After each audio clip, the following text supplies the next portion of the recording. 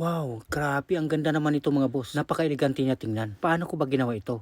Naway panoorin po ninyo mga boss hanggang sa dulo para makita po ninyo kung paano ito ginawa ang lamisa na ito. At syempre, para malaman na rin po ninyo ang mga materyales po dito at kung saan po ito mabili. So let's go. Sinimulan po natin mga boss ang pagtimpla ng ating epoxy resin dahil ito po yung gagamitin natin bilang pangbuhos po dito. Ito po yung chemicals mga boss na ginagamit sa paglaminate ng kung ano-anong mga bagay at pang top coat po ito mga boss sa mga tabletop, mga furnitures po natin at mga countertop. Ito po ang A+, A and B crystal clear laminating epoxy. Nilagyan po natin mga boss ng pigment na kulay blue para pangkulay po natin dito po sa gagawin nating pinaka base color mga boss. Dahil kailangan po nating lagyan ng background color para magkaroon po siya ng blend kapag ilagay na po natin yung ating mga design po dito. Saka po natin inisprehan ng alcohol at nilinis po itong ating molds mga boss nang sa ganun matanggal po yung mga dumi dito dahil ayaw po nating maisama yung dumi sa pagbuhos po natin para maganda po talaga ang resulta. At saka po natin mga boss ginamitan ng level bar nang sa ganun pantay na pantay mga boss bago po natin ibuhos ang ating chemicals. At para po sa mga gustong bumili ng epoxy resin na gamit ko po dito mga boss, nabibili po ito mga boss sa Lazada at subukan din po ninyo mga boss sa mga Wilcon Home Depot. Kung sakali wala naman sa kanila,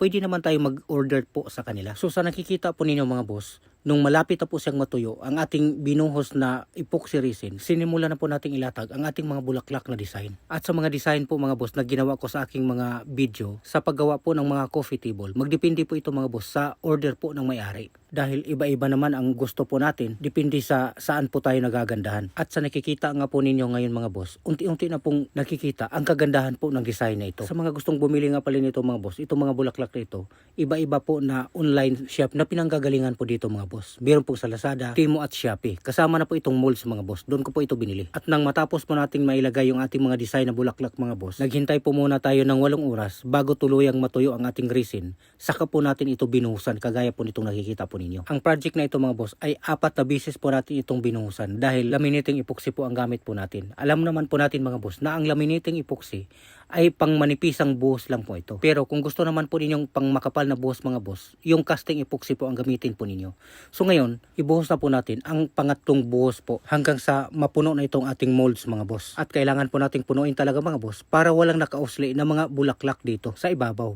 So dapat nakalubog talaga lahat dyan po sa ating buhos na yan. Ngayon ang katanungan mga boss, gaano ba katibay ang epoxy resin na ito? Ang epoxy resin na ito mga boss ay umabot po ng hanggang 10,000 PSI. Ganon po siya katigas kaya hindi po siya basta-bastang nababasag. Kaya naman mas maganda po ito kaysa salamin dahil hindi po ito basta-bastang nababasag at hindi rin po ito basta-bastang nagagasgasan. Pwera na lang kung talagang sadyain po natin ang paggasgas gamit po ang kutsilyo. So dahil matigas na po siya mga boss, tinanggal na po natin mula po sa ating molds at kita niyo naman mga boss, napakaganda po talaga niya. Maganda po ito pag negosyo mga boss. Kahit may kamahalan ang chemicals mga boss, natural lang din po na mahal din po ang binta po natin dito. Maganda rin po ito mga boss pang regalo. At sa mga coffee shop, maganda rin po ito mga boss. At lalong maganda mga boss kung ikaw na nanonood ngayon, magkaroon po ng ganito. So pwede po kayong mag-order sa akin mga boss. At nung tinanggal na po natin ang ating molds mga boss, ito na po yung susunod po na gagawin po natin. Nililiha po natin yung gilid dahil matalas po ito ang gilid. Ma-experience po ninyo yan mga boss pagka kayo po ang gumawa. So lahat po ng parte mga boss dito sa tabletop po natin, nililiha po natin, puwera lang doon sa pinakailalim.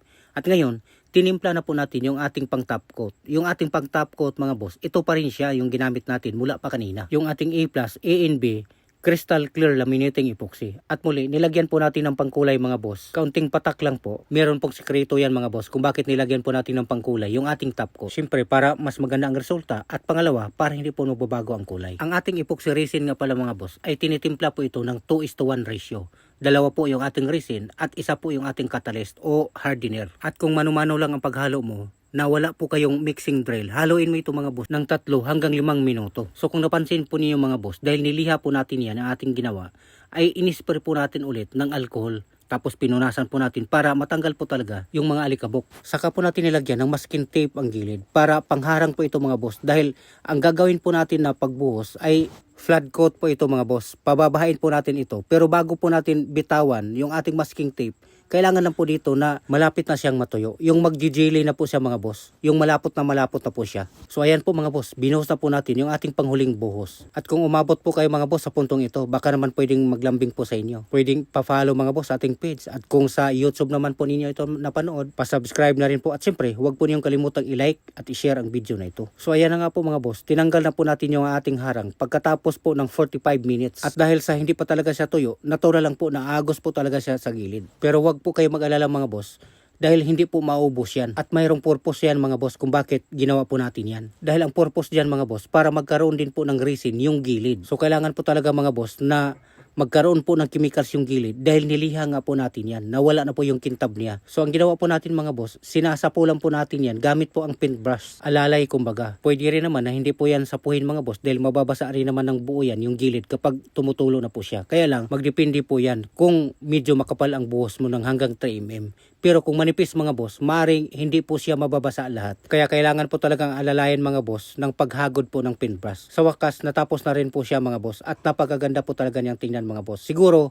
walang kababaihan o kahit mga transgender na hindi po talaga nagagandahan po dito. Lahat po magagandahan po talaga dito. So ano pang hinintay mo? Order na mga boss para pangregalo po mga boss sa mga mahal po ninyo sa buhay. Sinisigurado ko po sa inyo mga boss na ang pagre-regaluhan po ninyo dito mga boss, kung magkakape po siya, lagi po niyang maalala yung nagbigay sa kanya. Dahil ang regalong bulaklak mga boss tuwing Valentine's Day o Mother's Day, isang araw lang lanta na. Pero itong ginawa po natin mga boss, habang buhay makikita niya ang regalo mo sa kanya. Nasa comment section mga boss kung may mga katanungan po kayo o kaya gusto po niyo mag-order sa akin. Maraming salamat po. Paint and